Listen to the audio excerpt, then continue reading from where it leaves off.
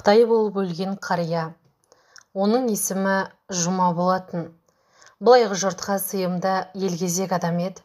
Қай жерде өлім, қай жерде той болса сонан табылатын.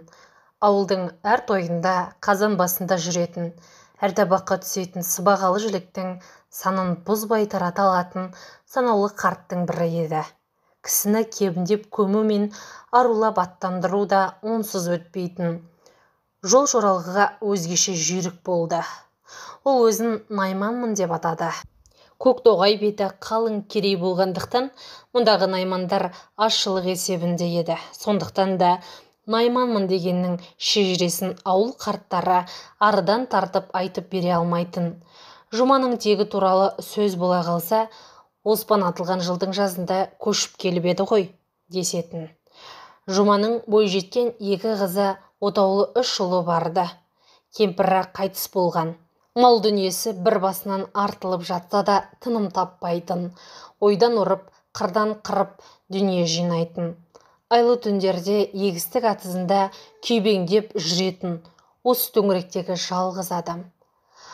Қатар құрдастар айтатын, ақыретіңе бұйыратыны 2 метр кездеме ғана Жұма, немере құшып отыратын жасыңда атызарықтың басындағы аз қылтанды көріңе төсейсің бе жазған-ау. Жұма табақтай бетіндегі кірпіксіз сығыр көздерін ашып жұмып ұзақ күлетінде, атаң қазақ түскі ғұмыры қалса кешкі мал жиыны демейтін бет, дейтін. Оны бір айтса, сенің атаң айтқан шығар, менің атам олай демейтін еді. Жүкең тағы күлетін, күліп жүріп шаруасын жасай беретін. Бірде атам шыңауға берген шалғысын алып келуге Жұманың үйіне жұмсады. Мен барғанда Жұма ауласында шейден шарбақ тоқып отыр екен. Көре сала әдетінше ыржиып күлді. Әй, осы сен руың қай ел, ә? Білесіз ғой? Жоқ, білмейді екем. Айта ғой шал. Өз аузыңнан бір естейік. Найман, оның ішінде Төртуіл. Найманның ортақ таңбасы қандай? Білмеймін. Тағы өздері Найманмын деп қояды. Жүр бермен.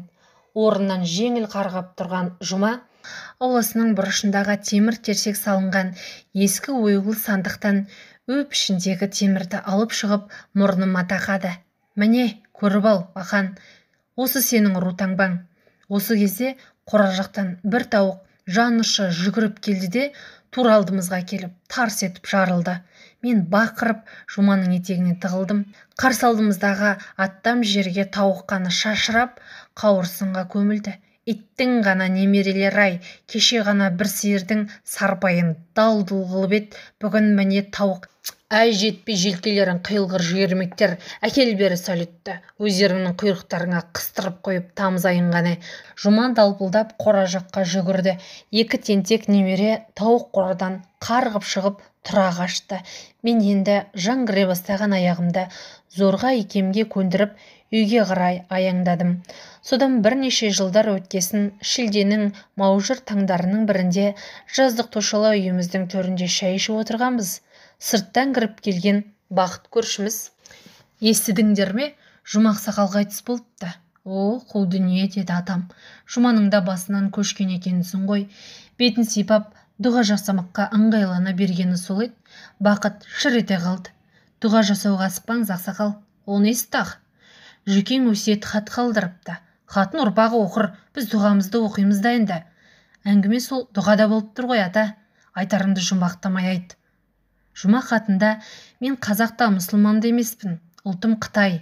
Мені өз нәсілімнің ғұрпымен қытайша жерлеңдер, болмаса өртеңдер депті.